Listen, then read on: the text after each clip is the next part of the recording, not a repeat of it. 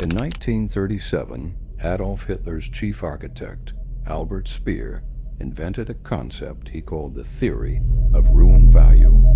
The idea was deceptively simple and deeply sinister. Speer believed that Nazi architecture should not only impress the living, it should awe the dead. It should awe the generations yet unborn.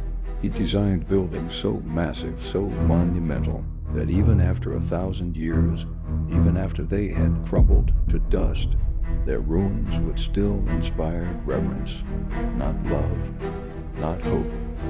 Awe, because dictators don't build for the people who live under them. They build for history. They build to make you feel small. Speer's 1,000-year Reich lasted 12. But the theory survived.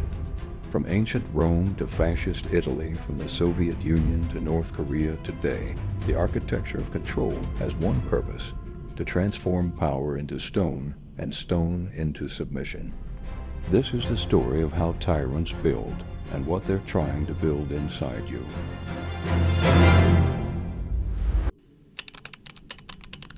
The Romans understood it first. When Augustus became the first emperor of Rome in 27 BC, he inherited a city of brick.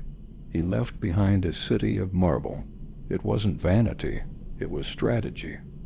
Augustus knew that architecture is memory made physical. Every time a Roman walked through the Forum, every time they passed a triumphal arch, every time they looked up at a statue of the emperor, they received the same message carved in stone, repeated 1,000 times. This order exists because of him. Before him there was chaos. Without him, chaos will return. The Roman Forum wasn't a public space. It was a stage. The Colosseum wasn't entertainment. It was a reminder of what happened to those who defied the state. The aqueducts weren't infrastructure. They were propaganda written in water and stone.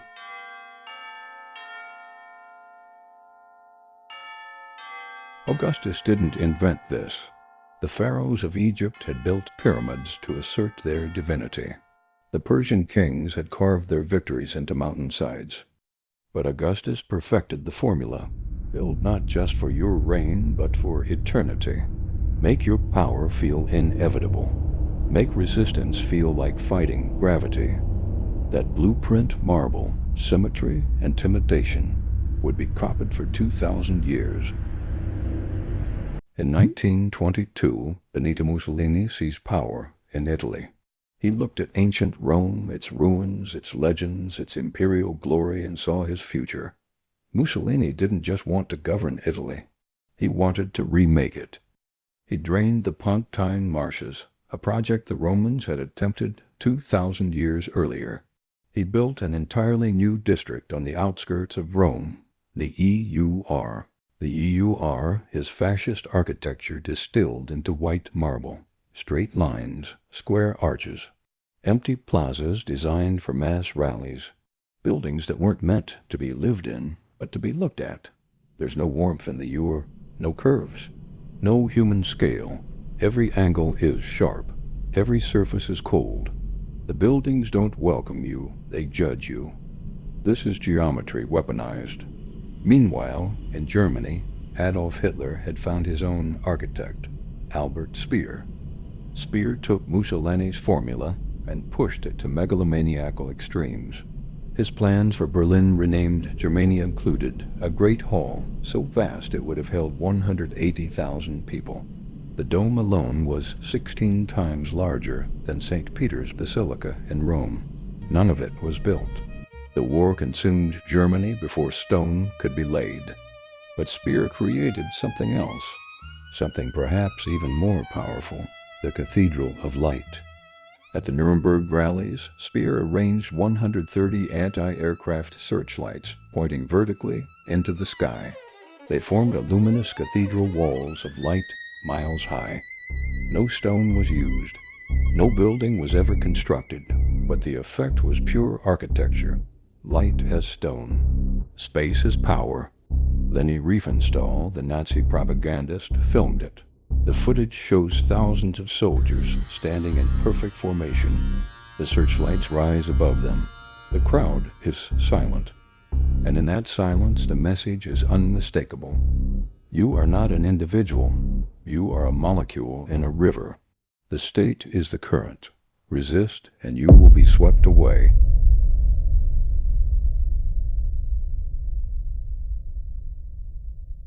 Fascist architecture doesn't ask you to love it. It asks you to obey it. But fascism wasn't the only ideology that understood the power of stone. The Soviet Union took a different approach. No marble palaces, no Roman columns, no triumphal arches. Instead, the Soviets built Khrushchev-identical concrete apartment blocks, stretching to the horizon from the Baltic Sea to the Pacific, from fascism, but no less controlling. Fascist architecture says, behold the power of the leader. Soviet architecture says, you are one of millions. Your comfort does not matter. The collective is everything. When you place a human being in a concrete box, surrounded by identical concrete boxes, for 50 kilometers in every direction, you are not building homes. You are building a psychological prison. And it worked. For 70 years, the Soviet system endured, in part because its architecture conditioned its citizens to expect nothing, to demand nothing, to accept their smallness. But there was another layer. The Soviets also built monuments. Massive, brutalist monuments to victory, to space exploration, to the glory of the proletariat. The motherland calls in Volgograd a statue so tall it dwarfed the Statue of Liberty. The cosmonaut obelisk in Moscow a titanium spire reaching toward the heavens. These monuments told a different story. We are powerful. We are eternal. We are the future. The contradiction was deliberate. Make the individual feel insignificant. Make the state feel immortal. And in that gap between the cramped apartment and the towering monument, control found its perfect expression. The Cold War ended. The Soviet Union collapsed. The fascist regimes of Europe were defeated. But the architecture of control did not disappear. It evolved. In the 1990s, Kazakhstan's president, Nursultan Nazarbayev, built a new capital from nothing. He named it Astana, later renamed Nur-Sultan, in his honor. The city rose from the steppe. Futuristic towers, a massive pyramid, a palace so ostentatious it could only be described as a monument to one man. This is architecture as personality cult. Every building in Astana carries the signature of its founder. The message is subtle but unmistakable. This city exists because I exist. Without me, there is nothing. Then there is Pyongyang. North Korea's capital is a museum of authoritarian architecture. The Ryujong Hotel, 105 stories of empty concrete towers over the city. It was started in 1987. It remains unfinished, but it is visible from everywhere. The Ryujong is not a building. It is a symbol, a promise, a warning. It says we are still here, we are still building. Do not underestimate us, but let's pause for a moment. Because it would be easy to pretend that only dictators build this way, that only authoritarian regimes use architecture to manipulate. Look at Washington, D.C. The National Mall is a carefully designed procession of marble and memory. The Lincoln Memorial sits at one end, a temple to the president who preserved the Union. The Capitol sits at the other, the seat of democratic power. In between, the Washington Monument rises like an obelisk, connecting them. This is not accidental. The design was intentional. The architects of Washington wanted visitors to walk through American history, to feel its weight, to understand its continuity. The difference is subtle but crucial. In a democracy, architecture says, this is our shared history. We built this together. We inherit it together. In an authoritarian state, architecture says, this is my history. I built this alone. You are merely living in it. The materials may be the same. The scale may be similar. But the message is everything. Albert Speer's theory of ruin value was never fully realized. The 1,000-year Reich lasted 12. The Soviet Union lasted 70. Mussolini's empire crumbled in 2 decades.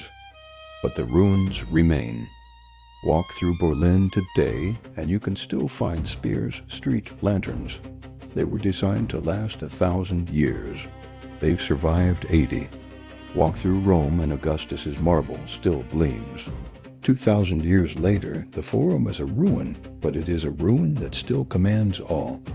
Walk through Magnitogorsk, and the concrete blocks are still standing, now crumbling, still inhabited. The people who live there today were born in those buildings. Their parents were born there. They know no other world. The architects of control build for eternity. But regimes crumble. Ideologies fade. What remains is the stone and the memory of what it was meant to make us feel. Smallness, obedience, fear. But stone can also teach us something else.